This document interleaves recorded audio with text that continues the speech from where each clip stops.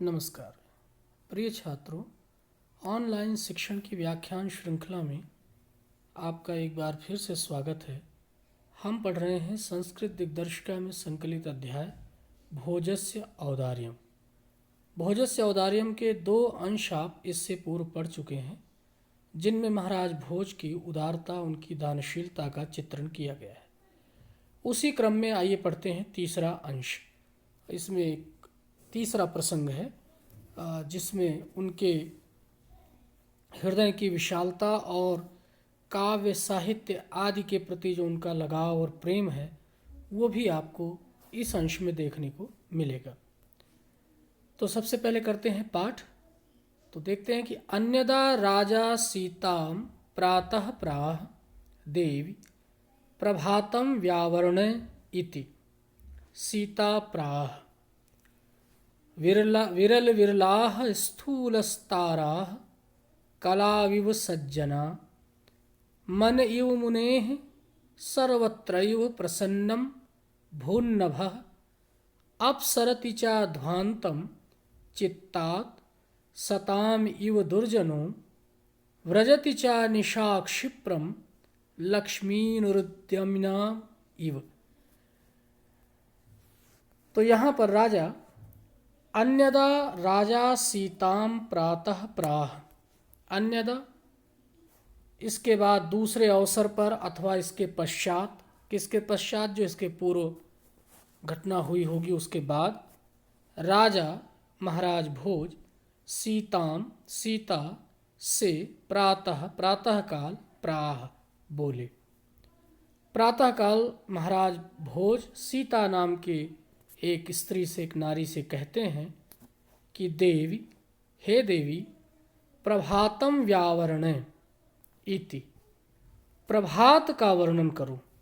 इस प्रातः काल की सुंदरता का, इसके सौंदर्य का चित्रण करो। हे देवी, प्रभात का वर्णन करो।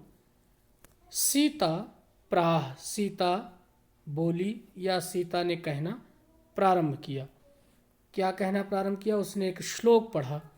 वो श्लोक क्या है कि विरल विरलाः स्थूलस्ताराः कलाविव सज्जना। उपमा अलंकार के माध्यम से वो प्रातःकालीन जो तारे हैं, जो अब धीरे धीरे लुप्त हो रहे हैं आकाश से, उनका वो चित्रण करती है। क्या चित्रण करती है कि कलाविव सज्जनाः, कलौ इव, इसको अलग करोगे तो शब्द बनेगा कलौ और इव। इव का मतलब होता है की तरह। उपमा अलंकार में सब जगह से, की तरह, के समान, इस तरह से शब्द, वाचक शब्द आता है। तो यहाँ पर इव वाचक शब्द है। सज्जना, जैसे सज्जन पुरुष, इव माने जैसे, कलौ कलयुग में, इस युग में, संसार में, सज्जन पुरुष विरल विरलाह, बहुत ही विरल हो जाते हैं, बड़ी मुश्किल से दिखाई पड़ते हैं। बड़ा ऐसे सज्जन पुरुषों के दर्शन बहुत कठिनाई से होते हैं, विरल हो जाते हैं, मिलते नहीं हैं आसानी से। इव, उसी के समान, स्थूल ताराह, तारे भी कैसे हो गए हैं आकाश में? प्रातःकाल होने को हैं, स्थूल हो गए हैं, जगह जगह से दूर दूर दिखाई पड़ रहे हैं। बड़े बड़े से तो दिखाई पड़ रहे हैं, लेकिन स्थूल हैं।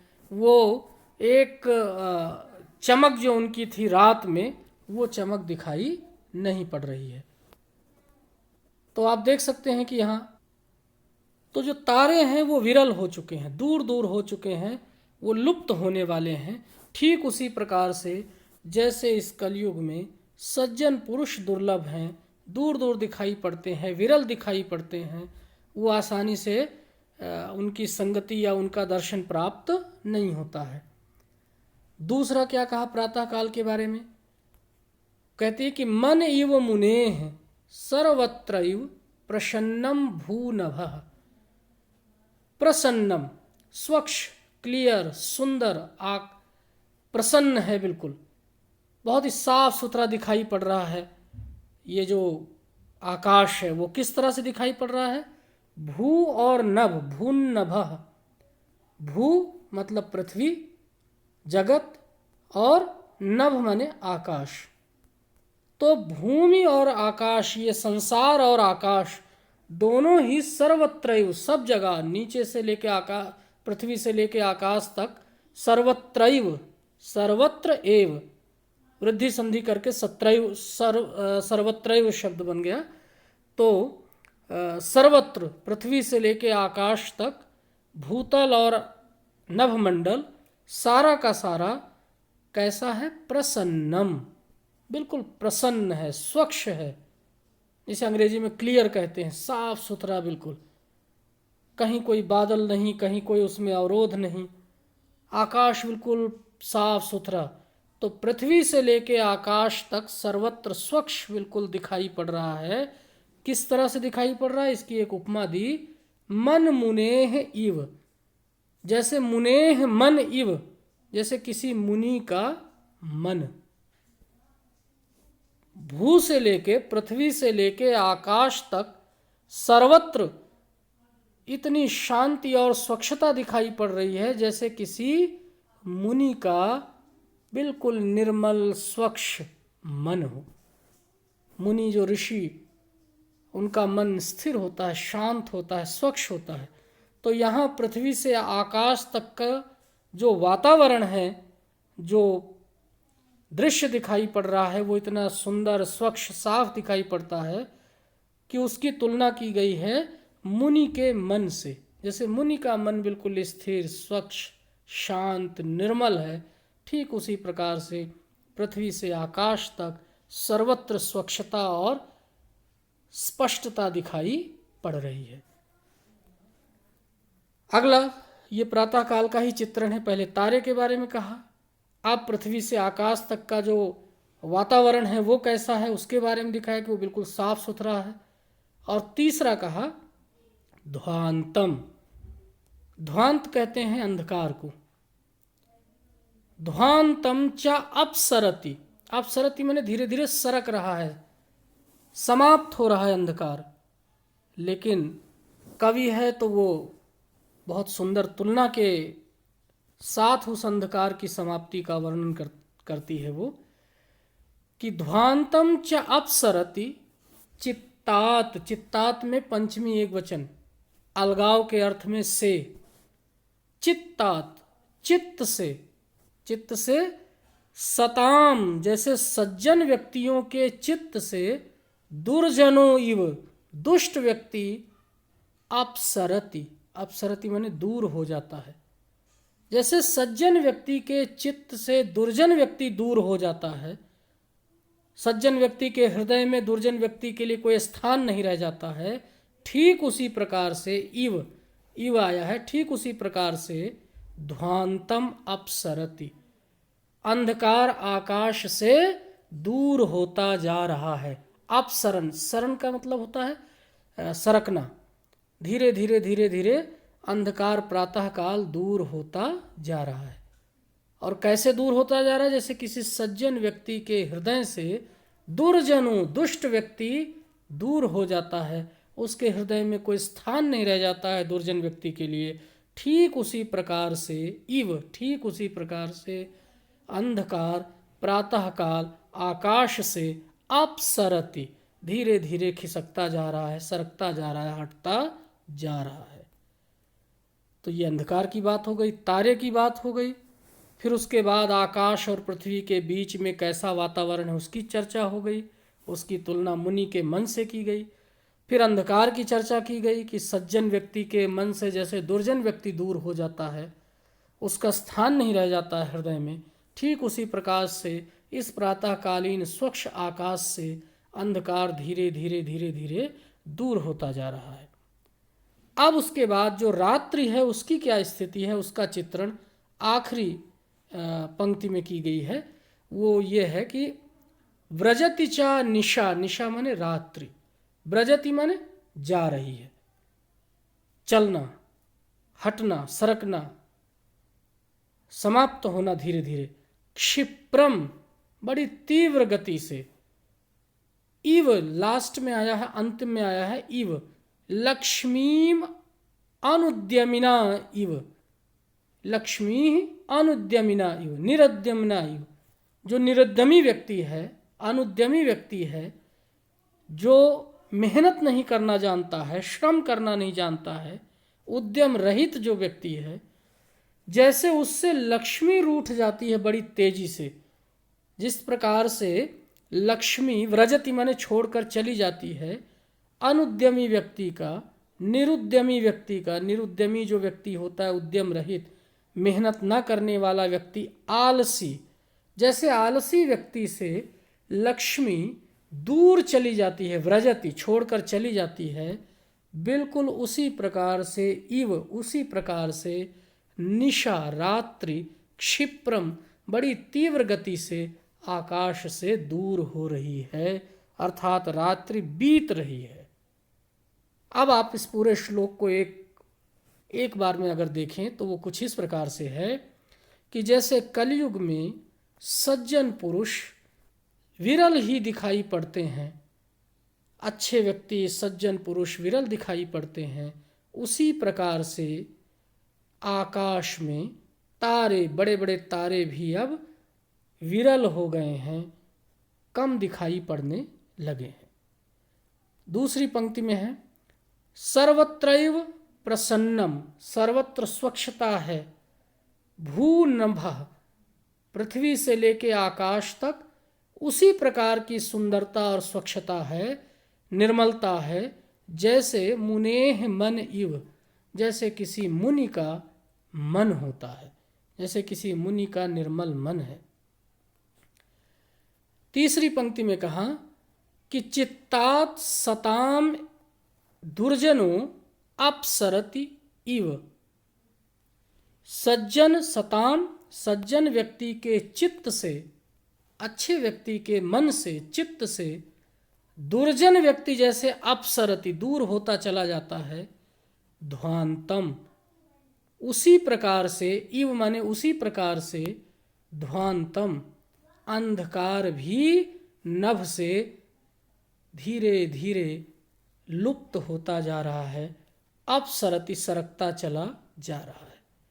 और आखिरी पंक्ति देखें चौथी, जिस प्रकार से निरुद्यमी व्यक्ति, निरुद्यमी आलसी, आलसी व्यक्ति से लक्ष्मी क्षिप्रम बड़ी तीव्र गति से व्रजति छोड़कर दूर चली जाती है, इव उसी प्रकार से निशा रात्रि बड़ी तीव्र गति से जा रही है, समाप्त हो रही है। तो ये आपने इस श्लोक में देखा कि प्रातः काल का जो चित्रण किया है सीता ने, वो बड़ा ही सुंदर है, आकर्षक है। उसमें जो तुलनाएं की गई हैं, उपमाएं दी गई हैं, चारों पंक्तियों में उपमा है।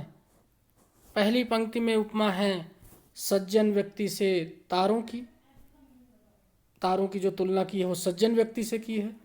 दूसरी पंक्ति में जो आकाश और पृथ्वी के बीच की स्वच्छता सुंदरता है उसकी तुलना मुनि के मन से, और तीसरी पंक्ति में जो अंधकार का तीव्र गति से दूर जाना है वो उसकी तुलना सज्जन व्यक्ति के चित्त से दूर जाते हुए दुर्जन व्यक्ति से की गई है। और चौथी पंक्ति में आप देखें तो आलसी व्यक्ति से जैसे लक्ष्मी दूर हो जाती है, रात्रि की तुलना की कि रात्रि उसी प्रकार से आकाश से बड़ी तेज गति से दूर जा रही है जैसे आलसी व्यक्ति से लक्ष्मी दूर चली जाती है। अब फिर से एक बार हम प्रोज ऑर्डर देखें इसका। प्रोज ऑर्डर का मतलब है अन्वय, क्रम में लगाना। अगर संस्कृत के इस पूरे श्लोक को हम हिंदी की तरह क्रम से लगाएं, जैसे हिंदी में वाक्य संरचना है उस तरह से अगर क्रम में लगाएं तो ये श्लोक कुछ क्रम से इस तरह से बनेगा। ये आप देख सकते हैं, स्थूलाह ताराह, जो स्थूल तारे हैं वो कलयुग के सज्जन की तरह विरल विरलाह दूर दूर दिखाई पड़ते हैं, मुश्किल से दिखाई पड़ते हैं। नभ मुनि के मन की तरह सर्वत्र प्रसन्नम अभूत, जो आकाश है वो मुनि की मन की तरह सभी जगह बिल्कुल स्वच्छ साफ सुथरा दिखाई पड़ रहा है, पृथ्वी से लेकर आकाश तक। और ध्वांतांच, और जो अंधकार है वो सज्जन व्यक्ति के चित्त से दुर्जन व्यक्ति जैसे चला जाता है, वैसे ही ये ध्वांत, ये अंधकार दूर जा रहा है। और आगे कहा कि निशा जो रात्रि है वो आलसी व्यक्ति से जैसे लक्ष्मी रूठ जाती है, बड़ी तेज गति से दूर चली जाती है, वैसे ही ये निशा, ये रात्रि आकाश से बड़ी तेज गति से दूर जा रही है, अर्थात प्रातः काल हो रहा है।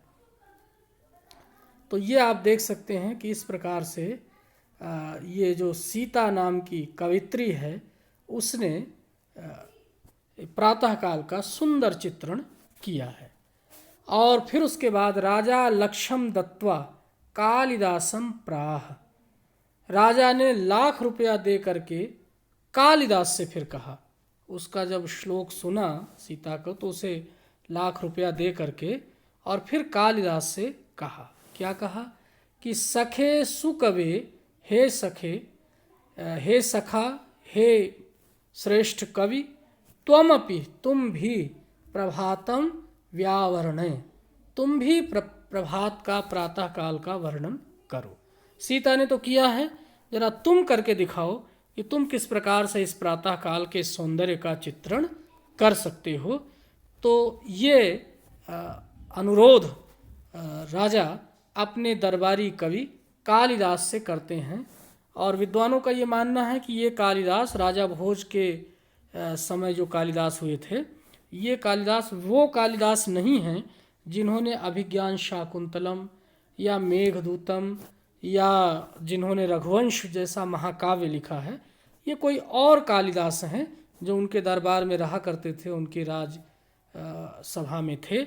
तो उससे उन्होंने अनुरोध किया कि सीता ने तो प्रातःकाल का वर्णन कर ही दिया है, जरा तुम प्रातःकाल का वर्णन करके दिखलाओ, तुम कैसे इसका वर्णन करते हो।